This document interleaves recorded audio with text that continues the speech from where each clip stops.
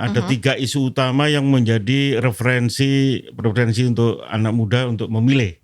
Yang pertama itu soal sampah dan polusi plastik. Yang kedua krisis iklim, yang ketiga itu air bersih.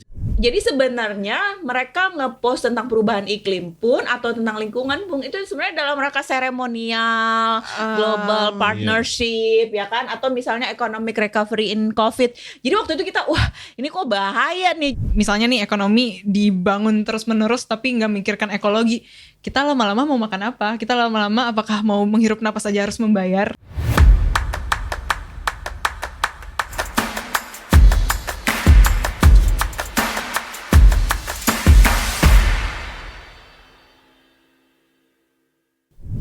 Halo, selamat datang Sobat SIEJ, Sobat Hijau. Selamat datang di Spotlight, sebuah podcast lestari. Saya Sepsa Dewi Restian, senang sekali menyapa Anda hari ini di podcast ketiga.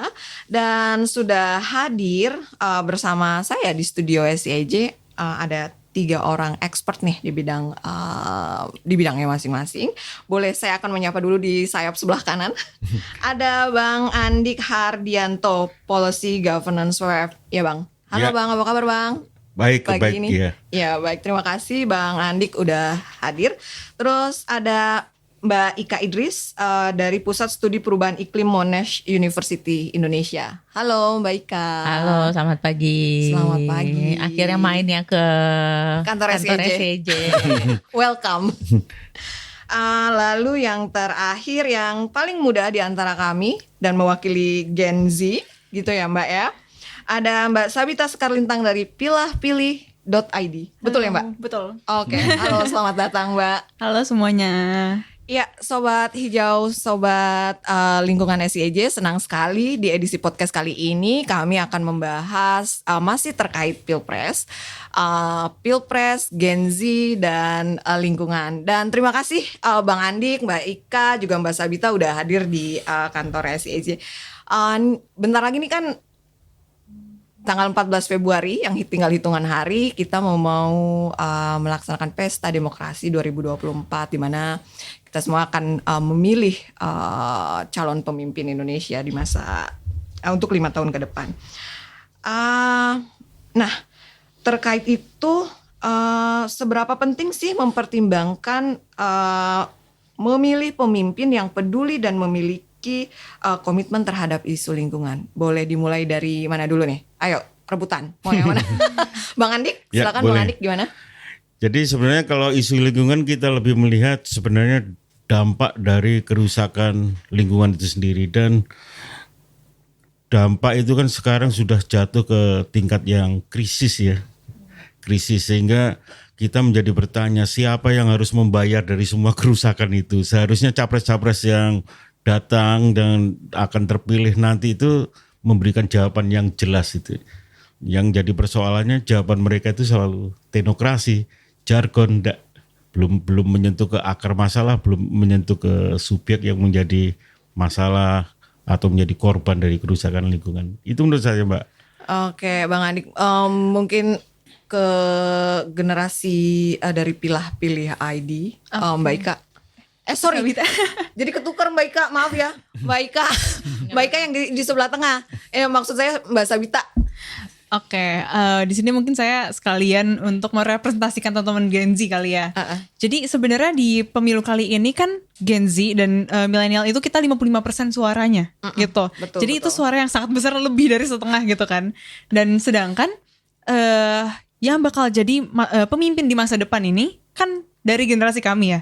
Nah tapi tentunya menurut saya permasalahan iklim itu gak bisa nanti-nanti diberikan solusinya. Jadi karena ini sebuah hal yang jangka panjang, jadi solusinya itu harus mulai dari sekarang, mulai dari kita, mulai dari saat ini gitu. Nah makanya kenapa kita perlu pilih pemimpin yang pro iklim, kita mungkin sebutnya pro iklim kali ya. Karena lagi-lagi siapa sih yang bisa menjamin nanti di 10 tahun lagi, 20 tahun lagi kita masih bisa menghirup udara yang bersih atau enggak? Atau kayak gimana kondisi sampah, mungkin di sampah plastik seperti apa sih gitu. Itu yang dari deket-deket dengan kita ya. Tapi kayak secara jangka panjang itu sih yang perlu kita khawatirin sebagai anak muda gitu. Oke. Sebenarnya sih gak usah jauh-jauh ya, kayak tadi ngomongin kita masih bisa menghirup udara segar atau enggak 20 tahun kemudian kayaknya kemarin-kemarin aja udah sesek aja gitu ya Bang ya di Jakarta nih. Kalau Mbak Ika gimana? Mbak Ika? Kalau saya barangkali menyambung kedua teman-teman barusan gitu ya. Memang kalau kita lihat di survei-survei voters utamanya dari millennials dan Gen Z, isu lingkungan dan isu iklim ini adalah isu zamannya ya. Kan tiap generasi itu katanya ada anak dari zamannya gitu ya, permasalahan zamannya. Kalau di tahun pemilu-pemilu sebelumnya kita ada masalah korupsi gitu ya. Iya. Nah, di tahun ini memang di pemilu kali ini memang adalah harusnya gitu ya adalah climate election. Jadi ada apalagi di tren di pemilu-pemilu sebelumnya di negara lain ya kan, ini kan ada pemilu-pemilu sebelum kita ya. Kalau kita lihat misalnya di Brazil, di Australia itu kan sebenarnya climate election. Jadi kita nih sebenarnya menanti-nanti akankah sebelumnya ya, termasuk juga ngobrol-ngobrol dengan SIG kan sebelumnya, akankah election kita ini menjadi climate election. Dan saya melihat upaya yang sangat besar ya dari CSO, dari anak-anak muda, dari asosiasi jurnalis, dari universitas untuk mendorong isu ini agar election kita ini jadi climate election gitu ya. Karena survei dari Yayasan Indonesia Cerah dan indikator politik itu memang setelah korupsi sisanya tuh isu lingkungan ya, kerusakan lingkungan, polusi, iklim. Jadi emang ini udah isu yang mau nggak mau harusnya jadi perhatian besar para politisi kan bukan cuma capres cawapres ya, caleg-caleg juga. Cuma bagaimanakah itu mungkin bisa kita lanjut diskusikan ya. Menyambung deh Mbak Ika. Kan sebetulnya isu lingkungan ini harusnya juga udah menjadi perhatian ya para kandidat ini. Dan debat ini udah selesai. Rangkaian debat sudah selesai, visi misi sudah disampaikan. Tapi mungkin dari ketiga pasangan calon ini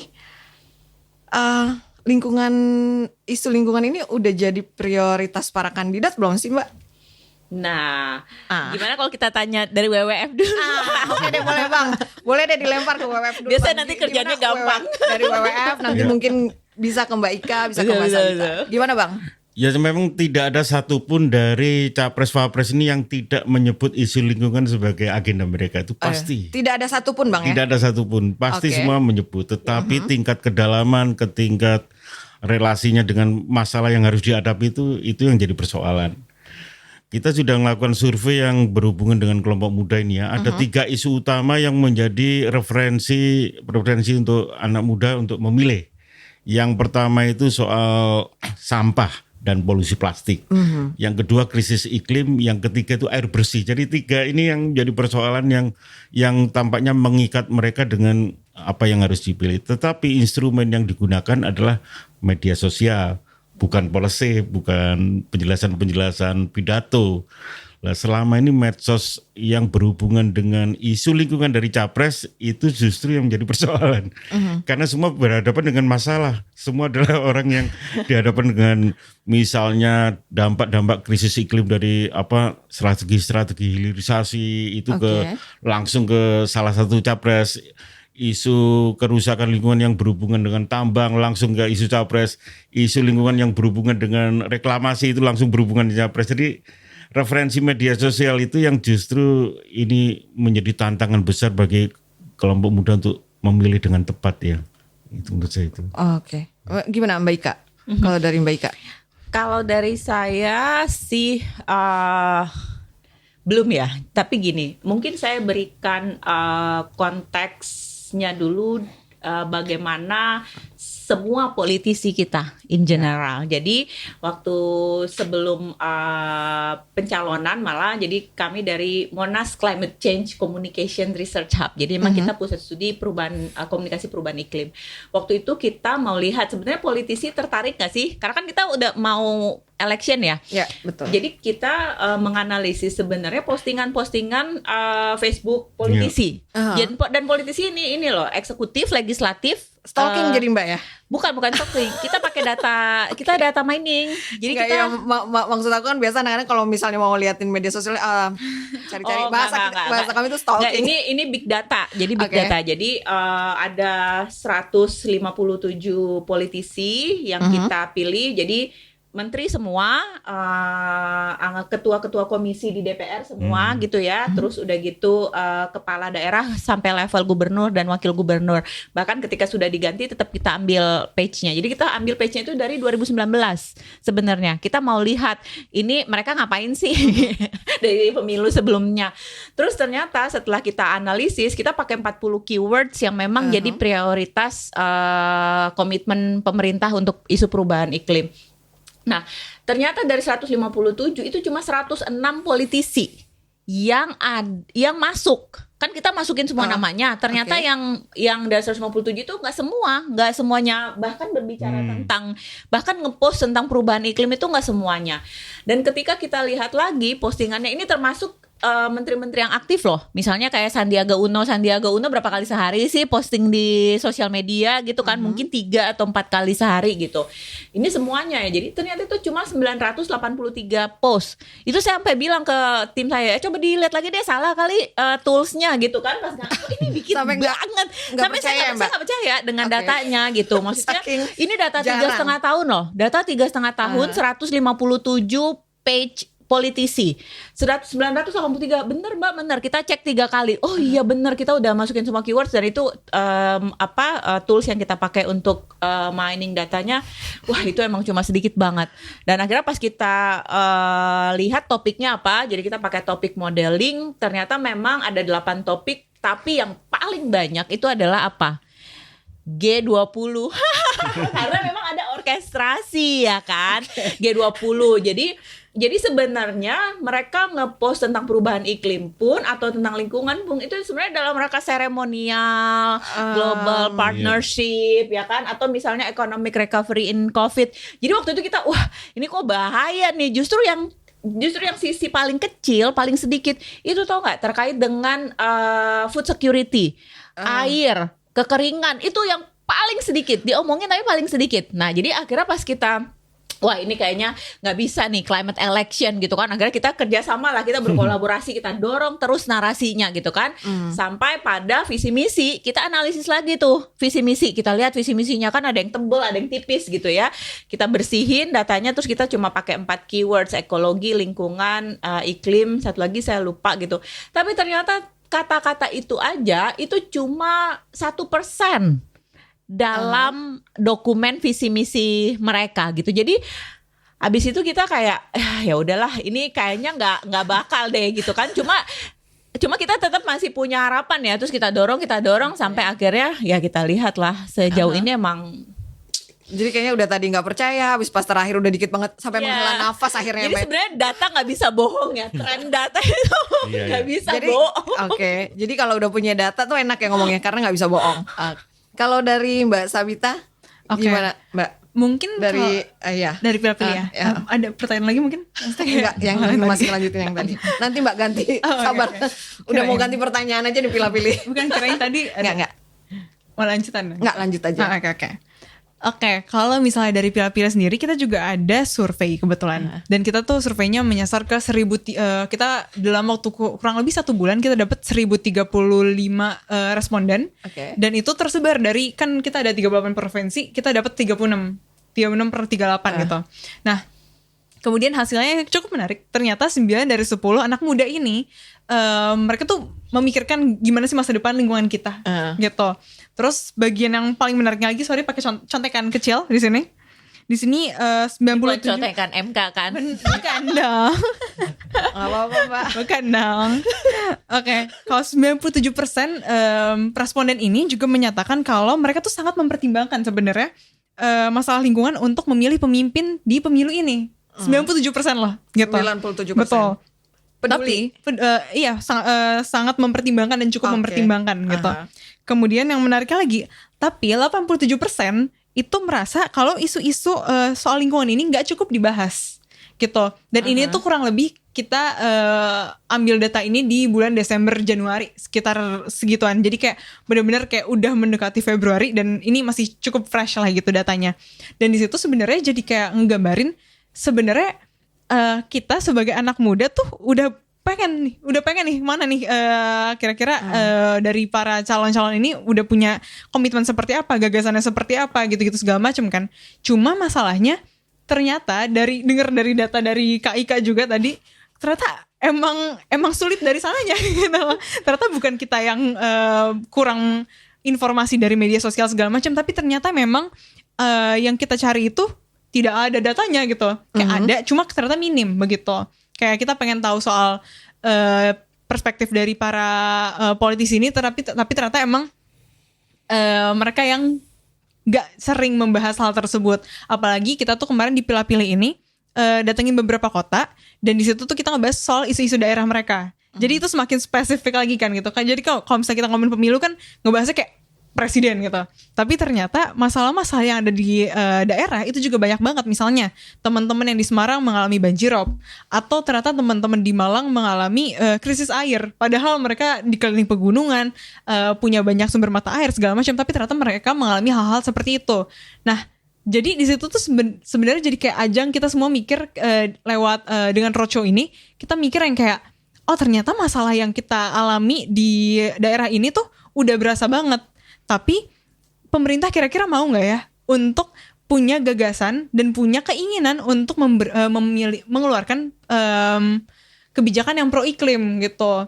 Jadi kayak sebenarnya dengan para politisi ini ada keinginan untuk membahas, itu tuh udah jadi ya lumayan green flag buat kita gitu loh. Udah yang kayak oke, udah ada kemauannya, tapi what's next gitu. Itu sih sebenarnya dari kita. Oke. Ini kan kalau berdasarkan data KPU kan pemilih untuk generasi milenial ini kan ada 66,8 juta sekian. Terus kemudian dari Gen Z itu ada sekitar 46,8 juta. Yang mereka kalau diakumulasi totalnya itu kan 113 juta sekian. Which is itu berarti 50% dari pemilih pada 14 Februari mendatang. 50% itu kan udah dari Gen Z dan milenial. Dan tadi kalau mendengar dari Mbak Sabita dari Pilih-Pilih, sebenarnya ketertarikan anak muda terkait isu-isu lingkungan itu udah cukup tinggi karena kan di atas 97%. Tapi ternyata para kandidat ini kurang membahas isu lingkungan. Nah, Bang Andik melihat fenomena seperti ini, apa isu lingkungan ini tidak cukup menarik bagi para kandidat dan apa emang maksudnya isu lingkungan ini ya nggak terlalu penting lah untuk menaikkan elektabilitas para kandidat atau bagaimana sih Bang? Ya ini sebenarnya kesalahan fatal ya, kesalahan besar. Bahwa seharusnya isu lingkungan itu justru menjadi pendorong utama untuk mereka dapat dipilih. Tetapi ini tidak diangkat karena memang persoalan-persoalan lingkungan ini tidak dikaji terlalu dalam ya. Dia disebut tetapi tidak dibahas secara tuntas. Yang menjadi kekhawatiran itu misalnya dari dua sisi yang beda, misalnya dari kelompok pemilih, kelompok muda, itu yang digali ke mereka itu hanya perspektif itu. Tetapi tentang peran-peran mobilisasi mereka soal isu lingkungan, kontribusi mereka terhadap isu lingkungan itu tidak pernah diangkat oleh mereka. Jadi oleh si kelompok capres manapun atau legislatif bahkan itu justru menentang apa yang menjadi kepentingan-kepentingan besar lingkungan, misalnya dengan menggunakan plastik untuk poster-poster zaman yang sudah berubah itu tidak direspon dengan baik. Soal digitalisasi untuk kampanye juga kurang bagus. Terus yang dari sisi yang lain dari mereka yang harus dipilih dari capres itu sendiri, itu persoalannya ini Mbak. Jadi ada kecenderungan untuk memberikan jawaban soal krisis iklim ini ke market direct policy itu bahaya sekali. Jadi ini banyak mengandalkan aturan-aturan global yang sangat menguntungkan investasi untuk menjadi proses-proses jalan keluar. Misalnya soal carbon capture storage atau soal istilah-istilah green finance itu bukan sekedar istilah tapi merepresentasikan market direct policy itu mempengaruhi otak para capres, itu bahaya sekali. Jadi tidak mempertimbangkan siapa sebenarnya menjadi garis depan di dalam penyelamatan iklim dan lingkungan itu nggak diperhitungkan, yaitu kelompok-kelompok masyarakat adat misalnya nggak pernah dihitung. Tapi justru kepentingan investasi yang dihitung. Itulah semua capres itu tidak pernah mempersoalkan undang-undang cipta kerja. Semua akur saja. Jadi itu persoalannya. Itu Pak menurut Jadi saya. sebenarnya isu lingkungan ini masih terabaikan juga dong ya. Mbak Ika mungkin yang Monash University Indonesia ini kan sudah sempat launching buku terkait perubahan iklim. Mungkin boleh di-share gitu. Backgroundnya kenapa akhirnya meluncurkan buku tersebut, terus apa saja sih yang dibahas di buku itu? Jadi memang jadi dalam upaya kami untuk mendorong agar election ini menjadi climate election itu kita waktu itu bikin FGD memang. Jadi kita undang CSO di bidang lingkungan hidup, kita undang jurnalis dan kita undang parpol. Kita undang parpol. Dan yang kita undang ini datang, Mbak? Datang. Tapi dan memang yang kita undang khusus emang ininya sih tim suksesnya. Jadi kita mau tahu sebenarnya mereka akan feeding, kan tim sukses yang feeding informasi kan. Yang kasih contekan. Yang ngasih contekan ya. Nah, jadi waktu itu kita undang, tapi yang menarik adalah dari parpol ini ngomong gini, Mbak, kita ini tertarik banget. We want to talk about climate change, but we don't know how. Katanya kita Tetap ada but. Enggak, tapi kita nggak tahu gimana. Jadi iya. mereka mau, tapi kita nggak tahu gimana. Mereka dan waktu itu mereka sadar. Jadi ini ada salah satu partai partai yang basisnya memang pemilih Muslim ya. Jadi dia bilang, Mbak, kita itu di caleg-caleg kita, apalagi di daerah itu banyak yang sebenarnya old generation ya gitu, atau orang-orang tua lah. Tapi kita pengen caleg kita ini nanti ngomongin isu perubahan iklim, karena kita tahu ini ada pasarnya ya kan, politisi gitu ya. Kalau ada pasar pemilih Ada gitu ya, maksudnya ya. ada votersnya, ini ada marketnya gitu, dan mereka mau gitu. Tapi kita tuh nggak bisa, nggak tahu cara ngajarinnya ya waktu itu. Oke, saya ajarin, saya bilang kayak gitu ya. Nanti saya bikinin buku Sampai panduannya. diajarin, ada panduannya. Maksud saya gini, tapi memang janji kita waktu itu asal kamu dengerin ya ke saintis kita. Kita mau dong, karena kan gini, kita konsultan politik banyak kok. Cuma jangan sampai apa kata Pak Andik itu tadi, ketika dia berbicara isu perubahan iklim, isunya adalah dia fokusnya ke marketnya mau apa, itu kan juga dari konsultannya kan. Nah, kita kan pengennya gini, oke, kalau gitu dengar ke saintis. Jadi kita bikin lah buku panduan navigasi kampanye perubahan iklim untuk politisi. Ini memang spesifik untuk politisi loh, bukan untuk kampanye CSO, untuk politisi. Dan spesifik ya, Mbak? Spesifik, dan kita udah bikin di situ bukunya berdasarkan memang segmen-segmen pemilih. Misalnya gimana kalau ngomong ke pemilih Kristen, pemilih Katolik, pemilih Buddha, pemilih Muslim gitu. Itu gimana ke ibu. Pokoknya udah kita sediakan lah gitu, dan kita bikin workshop 3 kali ya. Cuma memang ketika kita tawarkan, kan kita pengen berimpact dong bukunya gitu ya, bukan cuma sekedar buku yang ada di website bisa di-download. Ya kita approach. Cuma memang yang dalam proses penjajakan kami untuk menawarkan sebenarnya bukan buku ya, yang kita tawarkan tuh sebenarnya expertise. Cuma buku itu kan kayak oke, kalau pusing baca deh bukunya gitu kan. Dalam proses menawarkan expertise ini gitu ya, dan dalam proses mengawal ini ternyata tuh cuma ada 2 politisi yang peduli. Cuma ada 2 tipe. Ini dari banyak penjajakan ya ke berbagai partai, berbagai daerah, bukan cuma nasional. Yang concern dengan climate change itu cuma ada 2 nih. Ini sejauh saya, barangkali mungkin saya salah atau barangkali pengalaman saya terbatas, tapi cuma ada 2. Satu, mereka yang maju pertama kali. Jadi mereka yang nyalek pertama kali itu tinggi Newbie. concernnya newbie karena dia masih mencari misalnya positioning dia seperti apa gitu ya, mau tahu sebenarnya brand saya sebagai seorang politisi apa sih, itu tertarik tuh mereka, itu kita kasih tuh yang kayak gitu. Kedua adalah memang mereka yang berasal dari daerah-daerah yang rawan bencana, ya kan, rawan banjir, rawan bencana lah gitu kan, itu mereka tertarik juga. Jadi yang itu, tapi politisi-politisi yang misalnya udah secara modal mereka udah besar gitu ya, secara basis pemilih udah kuat gitu, kayak gue udah pasti kepilih lagi, mau ngomong tentang apa kayak udah kepilih lagi, itu nggak peduli, they don't care. Dia nggak mau, dia bahkan kayak bahkan timnya aja, ini sorry ini tapi kayaknya nggak bakal kepake deh karena bukan itu concernnya. Jadi dari situlah pembelajarannya. Oke, berarti sebenarnya yang sudah malang melintang itu sebenarnya nggak terlalu concern. Justru sebenarnya yang baru-baru inilah, atau yang mereka yang memang basis pemilihnya itu daerah bencana, itu aja yang mau, yang concern terhadap isu iklim dan isu lingkungan.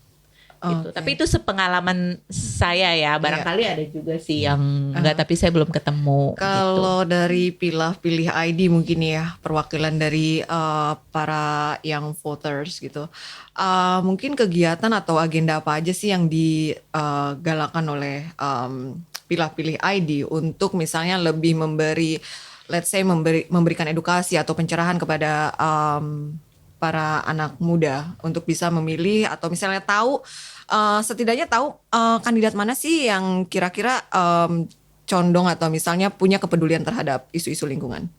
Oke, ini sebenarnya menurut aku cukup menarik karena agak relate juga sama masalah yang dihadapin oleh Mbak Ika. Kenapa? Karena aku merasa para politikus ini mungkin nggak bisa menyampaikan isu lingkungan karena mereka sendiri agak kesulitan untuk memahami hal tersebut juga.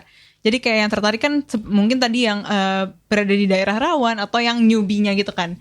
Tapi di sini aku bisa ngelihat bahwa kalau dipilih-pilih sendiri, karena target kita adalah anak muda, kita tuh dari awal berusaha memudahkan bahasa-bahasa lingkungan yang biasanya scientific dan tinggi sekali gitu. Betul. Jadi kita kayak berusaha membumikan semua bahasa itu kalau misalnya dipilih-pilih ya. Membumikan bahasa-bahasa terkait isu-isu lingkungan ini ya. Betul. Jadi kayak kan banyak banget istilah-istilah, bahkan kadang-kadang orang masih bingung apa sih bedanya perubahan iklim sama krisis Apa sih iklim. greenflation ya? Betul, salah satunya apa itu greenflation gitu. Tapi setelah setelah banyak isu-isu tuh, yang voters tuh lebih tertarik untuk memahami istilah-istilah itu atau? Nah, sebenarnya bukan lebih ke arah tertarik untuk memahami istilah-istilah itu, tapi bagaimana kita yang berusaha mengedukasi, memahami apa sih yang lagi dekat sama mereka. Jadi ini satu hal yang lumayan aku pelajari beberapa waktu terakhir ini. Aku paling junior ya di sini kebetulan ya. Cuma yang nggak usah gitu Mbak. jadi kita seangkatan kayaknya. Iya, tenang Mbak. Seangkatan kita semua Gen Z. Nah, tapi yang aku sadari adalah dekati dari perut gitu. Dekati dari perut maksudnya gimana? Jadi misalnya makan. Bisa makanan, bisa yang dekat dari kita. Misalnya waktu itu kita pengen ngebahas soal apa ya contohnya. Kita pengen ngebahas soal di Malang nih. Waktu itu kita ke Malang dan kebetulan di sana tuh permasalahan lingkungan yang lagi dihadapi oleh teman-teman di Malang itu krisis air. Makanya kita tuh mulai dari masalahnya tuh sebenarnya ada apa. Kayak apa aja masalah yang lagi dihadapi teman-teman di Malang. Misalnya kayak kita mulai dari kata-kata yang kayak dikelilingi oleh banyak sumber mata air tapi kok kena krisis iklim, kena krisis air segala macam. Dari situ kita baru bawa nih kayak ternyata tuh kita sebenarnya punya opsi untuk memilih pemimpin yang mau memperbaiki masalah ini loh gitu. Apalagi kan sebenarnya ini kayak narasi-narasi yang pendek-pendek tapi yang penting lumayan nyampe ke mereka gitu kan. Jadi kayak sebenarnya tuh agak sulitnya di situ. Nah, terus juga yang misalnya yang menarik juga yang menurut aku bisa jadi contoh, kita tuh itu sempat ada kampanye lain namanya Sedekah Energi, di mana kita itu mengajak masyarakat untuk ikutan bersedekah lewat donasi kita bisa itu untuk pemasangan panel surya di salah satu masjid gitu. Nah, gimana caranya? Banyak. Nah, tapi gimana caranya biar orang-orang ini tertarik? Karena kayak panel surya is not something yang common kan. Aku juga baru dengar ada sedekah untuk beli panel surya. Untuk pemasangan panel surya di sebuah masjid. Menarik Gimana nih. caranya kita bisa ngajak orang-orang ini untuk paham kenapa sih harus ada panel surya di masjid ini? Dan mungkin belum banyak juga orang yang tahu kali ya panel surya itu apa gitu. Betul. Belum ada yang paham urgensi dari energi bersih itu apa sih? Transisi energi itu pentingnya apa sih? Kita mulai dari narasi. Oh, ternyata di masjid ini mereka tuh sering jadi korban bukan korban berat ya. Mereka tuh sering terkena pemadaman bergilir. Jadi mereka beribadahnya jadi semakin sulit. Jadi mereka tuh kalau mau pernah ada cerita mereka tuh lagi pengajian mati lampu. Gitu. Jadi kayak ibadah mereka terhambat. Jadi kita membawa narasinya tuh dari itu dulu. Dari manusianya dulu baru masalahnya tuh apa gitu. Jadi Pendekatannya ya. betul, pendekatannya tuh agak tricky sebenarnya, tapi seru sih. Kayaknya Bang Andik udah pengen mengomentari. Enggak di. Oke.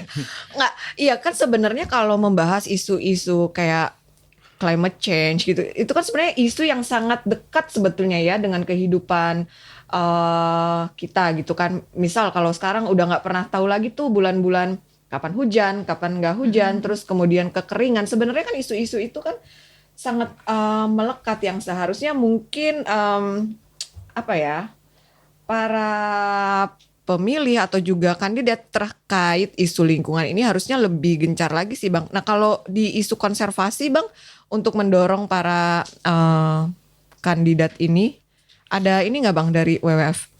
Dari situasi dekat ke pemilu sebenarnya tidak ada pembahasan apapun soal konservasi dari capres. Itu menjadi persoalan. Iya kayaknya pas debat juga ada nggak ya disinggung-singgung soal konservasi? Ya kalau diklaim itu sebagai satu penjelasan soal konservasi mungkin ada, tetapi secara eksplisit menegaskan persoalan-persoalan yang konservasi dan pembangunan belum.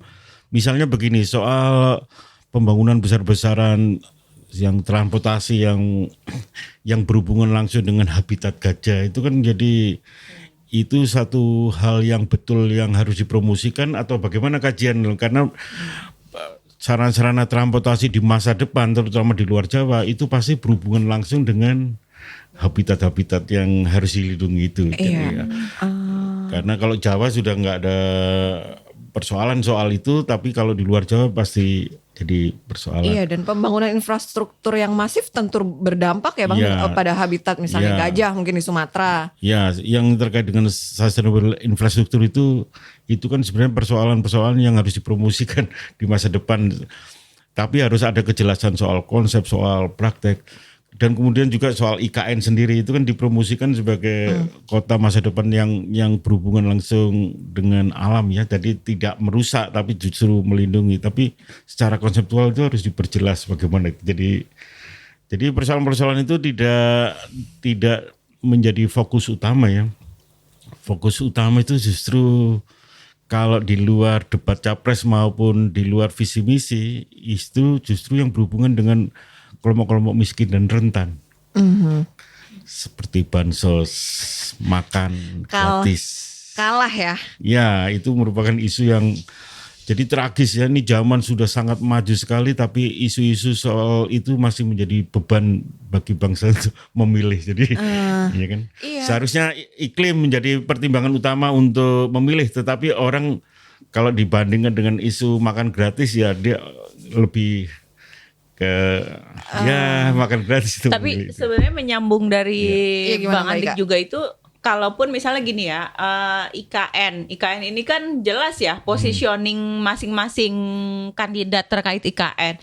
Cuma ketika menyampaikan visi misi ataupun apa yang akan visi misinya terkait IKN, itu pun sebenarnya tidak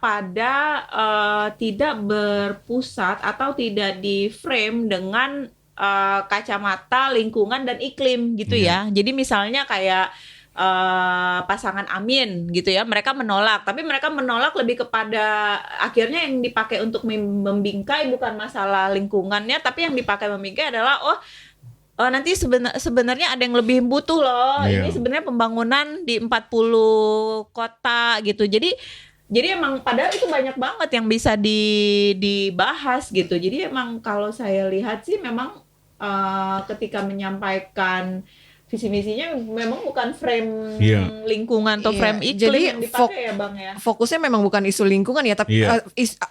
lingkungan ini baru hanya sebatas kayak side dish-nya aja gitu ya, kayak pelengkap-pelengkap aja gitu. Bahkan enggak. ketika ketimpangan pun saya sebenarnya punya harapan yang oke gitu ya, ketimpangan, tapi saya pikir tadinya ketimpangan terus dibingkai dengan isu lingkungan atau isu iklim, tapi sebenarnya jadinya enggak juga ya gitu. Jadi kayak Nanggung. Ya mungkin gitu kayak Bang Andik bilang bahwa sebenarnya mereka itu kan tersandera sama sponsornya masing-masing kan. Udah susah ya kali kalau udah Iya. tersandra ya. Harus dibebaskan. Harus dibebaskan. Oke. Aduh, ini menarik sekali. Nah, mungkin nyambung ke Sabita sebagai generasi muda. Keresahan-keresahan apa sih menjelang pemilu, di mana mungkin nanti presiden terpilih ini akan memimpin 5 tahun ke depan, dan sebagai generasi muda tentu akan menjadi generasi penerus bangsa Indonesia. Mungkin yang pertama dari yang sekarang nih ya, keresahanku adalah bagaimana kalau pemimpin yang terpilih itu nggak pro terhadap lingkungan. Itu satu. Kenapa? Karena menurut aku anaknya bakal banyak. Maksudnya kayak dampaknya tuh kayak bakal banyak dan akan jangka panjang. Lagi-lagi. Ya, karena masih muda, terus masih lama gitu kan. Betul. Kayak, dan aku juga agak khawatir. Maksudnya ini kan tadi hasil riset kita itu kan dari 1034 anak muda ya. Tapi bagaimana sisa anak muda lainnya yang tadi sampai juta-juta itu kan. Dan menurut aku bagaimana jika yang kita berhasil cakup ini memang kebetulan yang yang aware terhadap lingkungan, tapi bagaimana dengan teman-teman yang belum kita reach untuk aware juga terhadap isu lingkungan, karena pada akhirnya kan kita cuma punya satu bumi juga ya. Terus kayak kita cuma Mau pindah kemana lagi, mau Mars? pindah mana lagi, nggak bisa lagi kan gitu. Jadi kalau misalnya ini terus dieksploitasi, kita mau tinggal di mana lagi gitu loh. Kita kalau misalnya nih ekonomi dibangun terus menerus tapi nggak mikirkan ekologi, kita lama-lama mau makan apa? Kita lama-lama apakah mau menghirup napas saja harus membayar gitu kan? Jadi kayak sebenarnya aku khawatirnya di situ, kayak apakah semua skenario distopia yang ada di film-film akan terjadi gitu loh. Itu suatu hal yang aku agak khawatirkan gitu, apalagi mungkin umurku sekarang masih early 20, tapi ketika aku early 30, early 40 ntar seperti apa gitu. Itu sih yang aku cukup khawatirkan. Kayak aku tadi ngedengar hanya satu bumi, only one planet. Kayaknya kampanyenya WWF juga bukan sih Bang? Iya. Nah, Bang, kalau tadi kan suara dari generasi Gen Z nih tentang keresahan-keresahan. Nah, mungkin kan kawan-kawan konservasi juga punya keresahan tersendiri. Boleh dong Bang berbagi Bang? Ya, keresahan utama itu yang terus menjadi ini ya, kawan-kawan untuk konsolidasi itu sebenarnya karena tren sekarang dan faktanya sekarang itu ada pengakuan peran dari masyarakat adat dan lokal dalam konservasi. Begitu juga WWF sudah mengakui bahwa ada peran yang sangat luar biasa terhadap masyarakat adat lokal. Dan kita mengharapkan sekali bahwa pemimpin di masa depan itu mengakui peran itu lewat secara kelembagaan maupun regulasi. Kami kemarin menyalakan pernyataan pers bersama dari organisasi lingkungan soal itu juga, bahwa pengakuan peran itu harus terlembagakan. Yang kita menyebutnya itu sebenarnya dengan area kelola konservasi masyarakat. Jadi peran-peran masyarakat itu nyaris tidak ada pelindungan hukum sama sekali tentang konservasi, dan itu harus dilindungi, dilembagakan dan diakui sebagai satu sistem konservasi. Jadi kekhawatiran kita kalau capres ini tidak atau jauh dari isu ini, itu perjuangan itu seperti 50 tahun lagi untuk urusan itu, jadi bahaya sekali. 50 tahun tuh masih lama dan bahkan mungkin bisa lebih, Iya, tapi semoga sih tidak ya Bang ya. Oke, baik. Mbak Ika, mungkin jelang 14 Februari nanti. Entah kenapa saya mau bilangnya 14 April. Padahal ini masih Januari ya, 14 Februari nanti. Mungkin dari Mbak Ika selaku akademisi juga peneliti, mungkin pesan-pesan yang ingin disampaikan kepada para sobat hijau SIAJ seperti apa sih Mbak, terkait mungkin tadi kalau Mbak Ika berulang-ulang kali bilang harusnya ini menjadi pemilu climate electoral tadi ya Mbak. Mungkin pesan dan harapan Mbak Ika deh. Oke. Gimana Mbak? Jadi gini ya, saya menyambung juga dari Pak Andik tadi. Sebenarnya apa sih konsekuensinya gitu ya? Kan nanti mereka yang terpilih ini bukan cuma capres cawapres ya. Capres cawapres tentu akan pilih kabinetnya gitu ya, presiden dan wakil presiden. Tapi sebenarnya juga anggota-anggota legislatif ini kan juga akan turut berperan dalam pembuatan kebijakan ya. Kebijakan itu kalau mau bikin kan kita harus lihat dulu apa sih yang dia utamakan ya. Value apa yang dia utamakan gitu ya. Kan ada yang misalnya apakah human rights gitu kan. Apakah misalnya human flourishing gitu ya. Value-nya apa? Ketika value-nya itu udah ada tentu kan akan turun jadi framework ketika dia membuat kebijakan.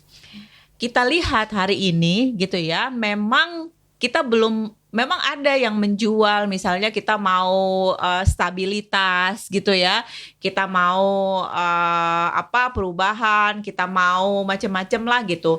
Tapi sebenarnya kalau disorot gitu ya, kok nggak ada yang memang fokus untuk ke isu lingkungan dan perubahan iklim ini gitu ya. Nah, kalau saran saya ini mumpung sebelum 14 Februari. Tentu saran saya yang pertama adalah kita memilih dengan cerdas gitu ya, jangan sampai nggak vote gitu. Kalaupun nggak vote, jangan nggak datang ya, datang aja dirusak surat suaranya itu kan juga sebenarnya golput ya kan. Nah tapi itu inilah seburuk-buruknya golput tuh golput yang datang ngerusak surat suara. Jadi jangan dimanfaatkan untuk menghindari kecurangan. Tapi menurut saya gini, kita masih punya waktu. Anda adalah anak-anak muda ini kan native di dunia digital ya, platform sosmed. Kita masih punya waktu, teruslah didorong isu ini gitu ya. Saya kemarin melihat ketika isu Palestina Israel aja, itu kan katanya ada julid berjamaah ya kan, menyerang pasukan Israel. Kenapa sih kita nggak bisa julid berjamaah untuk isu perubahan iklim gitu ya? Kemarin kita boykot Israel Palestina karena kita ada efek-efek visual. Tapi kalau teman-teman lihat sosmednya WWF masuk ke sana, itu efek-efek visualnya juga itu nggak kalah Palestina Israel. Dan kalau kita belajar dari mana makanan itu gitu ya, dari sawit aja. Kenapa sih kita nggak boykot juga gitu ya? Maksud saya gini, ini ada isu. Saya nggak bilang itu nggak penting ya, itu penting banget. Tentu itu menjadi isu prioritas semua bangsa lah ya. Tapi ini juga ada isu yang dekat sama kita dan kita masih punya waktu untuk mendorong isu ini gitu ya. Kalau perlu boykot, nggak usah hadir gitu ya, nggak usah hadir, unfollow misalnya sosmednya yang mereka nggak peduli dengan isu lingkungan. So kita masih punya waktu, peran. Kita masih punya banyak cara gitu ya. Mari kita memanfaatkan itulah. Karena kan kita punya ini ya. Kalau di sosmed itu biasanya ada efek peer pressure-nya juga ya kan. Ada FOMO-nya gitu. So once you start, harapannya adalah teman-teman juga itu akan melihat. Karena kan ini kan mereka sesama influencer kelompoknya gitu ya. Jadi mari kita mulai. Kita masih punya waktu. Kita unfollow tuh politisi-politisi yang nggak ngomong soal perubahan iklim, politisi-politisi yang hanya menjadikan isu lingkungan itu jadi jargon-jargon biar dia terlihat cool gitu kan. Politisi-politisi yang bilang bahwa kita merepresentasikan anak muda, tapi isu-isu yang jadi concern anak muda itu nggak diprioritaskan juga sama dia. Jadi kita masih punya waktu, lakukan ini dengan cerdas. Mari kita berpartisipasi karena ketika kita salah memilih, kita akan terdampak dari undang-undang itu. Contohnya apa? Undang-undang Ciptaker. Itu Gen Z, angkatan kerjanya itu paling terdampak gitu ya. Nah, jadi kayak udah resah itulah. juga udah resah. Jadi itulah gitu ya. Maksud saya kita masih punya waktu, do what you can do. Ini kayaknya hashtag kalau kolaborasinya nanti ada hashtag julid berjamaah, hashtag unfollow para kandidat yang tidak pro lingkungan. Nah mungkin buat Sabita, agar para young voters ini lebih pro iklim, mungkin ada pesan dan harapan yang ingin disampaikan. Sebenarnya bukan lebih ke pro iklimnya saya, cuma kayak mungkin kalau dari aku ya adalah yuk kita mungkin sebagai yang voters, ada juga mungkin yang first voters di sini, semoga kita bisa menggunakan hak suara kita dengan bijak gitu. Kalau dari PLP sendiri kita punya 4 framework sebenarnya, gimana caranya untuk memilih dengan bijak. Yang pertama mulai dari amati visi misinya, terus kayak kita bisa juga amati rekam jejaknya seperti apa terhadap lingkungan, apakah pernah punya permasalahan di lingkungan, punya permasalahan kayak dosa-dosa lingkungan, atau kayak pernah ada statement yang kurang konsisten dari waktu ke waktu gitu. Kemudian juga kita, yang penting juga kita harus pilih juga seperti kata Mbak Ika, sekarang kan banyak nih anak muda yang FOMO gitu kan. Jangan sampai kita FOMO untuk milih presiden sesuai dengan tren, sesuai dengan gimmicknya gitu. Jadi kalau dari aku, jangan lupa untuk juga pilih substansinya, bukan gimmicknya. Pilih juga prinsip kalian, bukan FOMO dari teman-teman yang lain. Gitu sih. Semoga kita bisa memilih yang tepat nanti. Oke, pilihlah yang tepat dan dengan bijak. Terus lihat rekam jejak, karena tidak semua orang itu berdosa, tapi pilih dosa yang paling kecil gitu ya. Gimana kalau Bang Andik, mungkin terakhir Bang, pesan dan harapan mungkin dari WWF. Dari Bang Andik boleh personal, dan dari WWF. Kalau secara personal ya, tentu pilihan-pilihan yang tentu yang Mbak sampaikan tadi yang paling baik dari yang ada ini memang harus dipilih. Kita tidak bisa menghindar untuk tidak terlibat dalam partisipasi politik ya. Tentu dengan kepentingan masing-masing.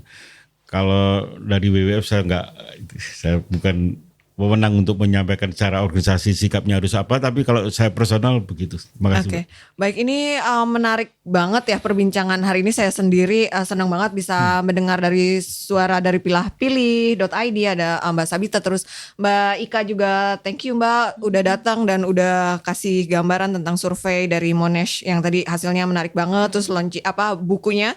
Pengen juga sih Mbak baca bukunya, nanti lihat-lihat. Tadi bisa di-download di website-nya. Oh, bisa di-download. Monash Oh yes, sekarang kan udah digital ya. Masih baca. Karena banyak surprise kayaknya tadi kan. Kayak udah senyum-senyum Mbak Ika. Terus Bang Andik, terima kasih banyak Bang. Semoga dunia konservasi semakin lebih baik. Terima kasih. Dan amin. Dan jangan lupa pokoknya gunakan hak pilih Anda pada tanggal 14 nanti. Saya Sepsa, senang sekali pokoknya udah bisa hadir lagi di podcast Lestari ini, dan tetap ikuti, follow IG, YouTube kita, terus semua sosial media SEJ untuk tahu isu-isu lingkungan. Terima kasih semua. Terima kasih.